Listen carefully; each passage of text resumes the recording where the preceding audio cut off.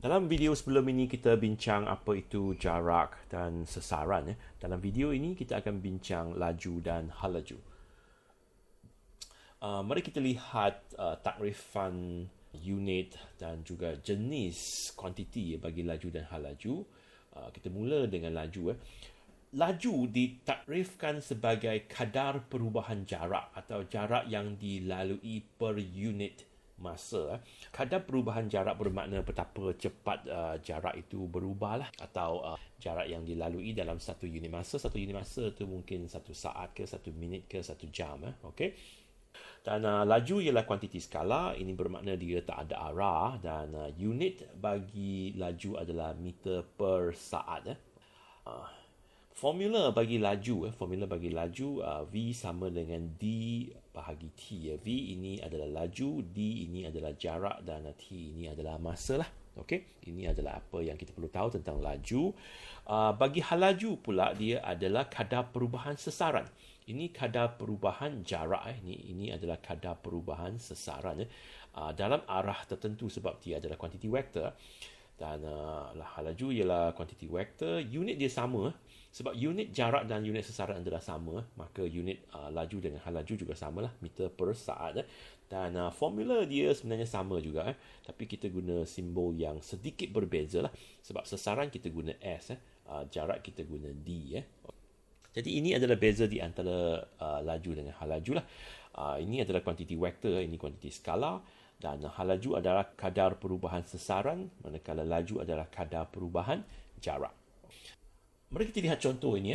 Sebuah kereta bergerak 400 meter ke utara dalam 5 saat, kemudian bergerak 300 meter ke barat dengan menggunakan 10 saat.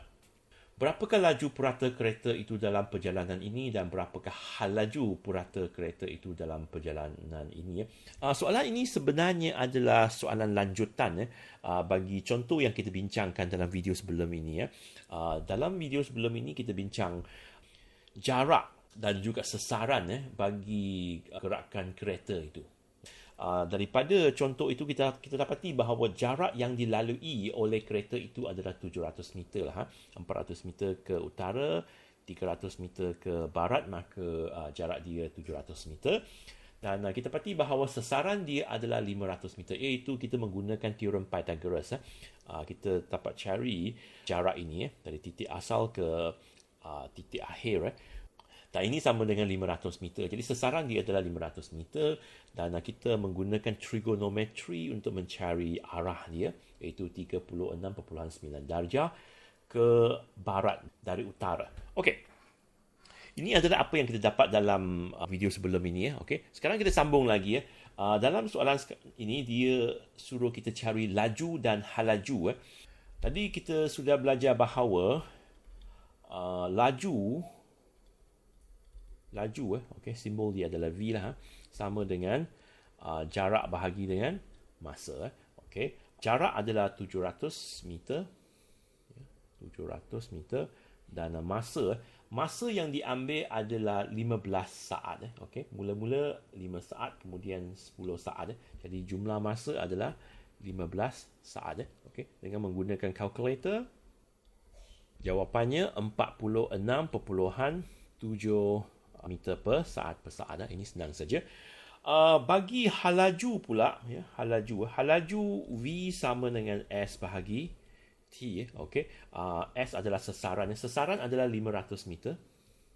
500 meter, dan masa sama, iaitu 15 saat. Jawapan dia 33.3 meter per saat. Dan oleh kerana halaju ini adalah kuantiti vektor, jadi kita perlu nyatakan arah dia. Arah dia sama dengan arah sesaran, iaitu 36.9 darjah ke barat dari utara.